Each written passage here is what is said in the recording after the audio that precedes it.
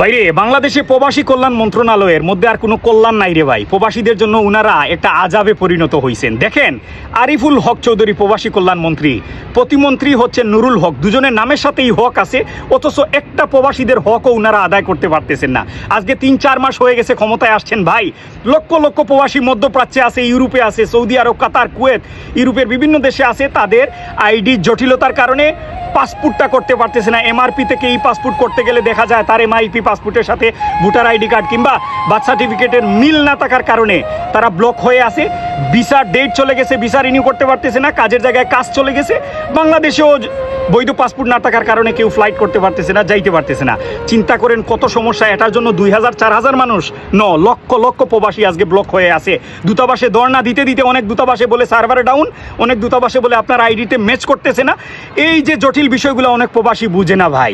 আমরা প্রবাসীরা সহজ সরল মানুষ, একটা পাসপোর্ট নিয়ে বাংলাদেশ থেকে আসছি, এই পাসপোর্টের আলোকে আরেকটা নতুন পাসপোর্ট আপনারা করে দেন। প্রয়োজনে যদি চেঞ্জ করতে হয় এই পুরনো পাসপোর্টের ধারায় আপনারা নতুন বার্থ সার্টিফিকেটে ওইটা চেঞ্জ করে নেন। এইটা করতে গেলে এই মন্ত্রণালয়ের, প্রবাসী কল্যাণ মন্ত্রণালয়ে 1 ঘন্টা সময় লাগবে না, শুধু সদ ইচ্ছার প্রয়োজন।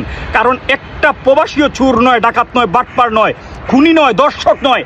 এক একটা টাকার মেশিন, এই টাকার মেশিনগুলা ওকেজো হয়ে যাচ্ছে ভাই আপনাদের গাফলতির কারণে। কারণ এক একটা প্রবাসীর পিছনে 5-7 জন করে তার পরিবারকে চালাচ্ছে।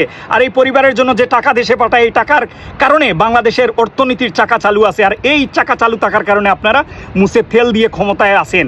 আপনারা ক্ষমতাটাকে একটা দায়িত্ব মনে করেন, ক্ষমতাটাকে আপনারা অবসর মনে করে নাকে তেল দিয়ে ঘুমাবেন না। দয়া করে প্রবাসীদের কাছে দাঁড়ান, প্রবাসীদের কথা শুনেন, এই বিষয়গুলো সমাধানের জন্য আপনারা এগিয়ে আসেন। আমি অনেক উঁচু থেকে ভাই, বিশ্বাস করেন, ভিডিওটি করতেছি এই আশা নিয়ে, যাতে করে উঁচু থেকে ভিডিও করলে হয়তো বা এই উঁচু মহলে, উপর মহলে ভিডিওটি যাবে, গেলে পরে ওনারা সদ ইচ্ছার মাধ্যমে এই জিনিসটা সমাধান আসলে লক্ষ লক্ষ প্রবাসীরা বেঁচে যাবে।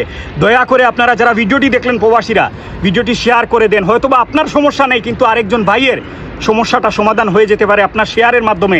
আমি অনুরোধ রাখি নুরুল হক নূর, প্রবাসী কল্যাণ মন্ত্রী আরিফুল হকের কাছে, আপনারা প্রবাস হয়তো ছিলেন না, কিন্তু প্রবাসীদের কষ্টটা আপনারা বুঝবেন। দয়া করে আপনারা একটা সিদ্ধান্ত উপনীত হয়ে এই জিনিসটা সমাধান করতে গেলে 1 ঘন্টাও আপনাদের জন্য সময় লাগবে না। আপনারা প্রবাসীদের দিকে তাকান, প্রবাসীদের পাশে দাঁড়ান, বাংলাদেশের অর্থনীতিটাকে বাঁচিয়ে নেন। এবং প্রত্যেকটা প্রবাসী একজন মানে 5 জন তার ফ্যামিলিতে আছে, এই 5 জন মানুষকেও আপনারা বাঁচান প্লিজ।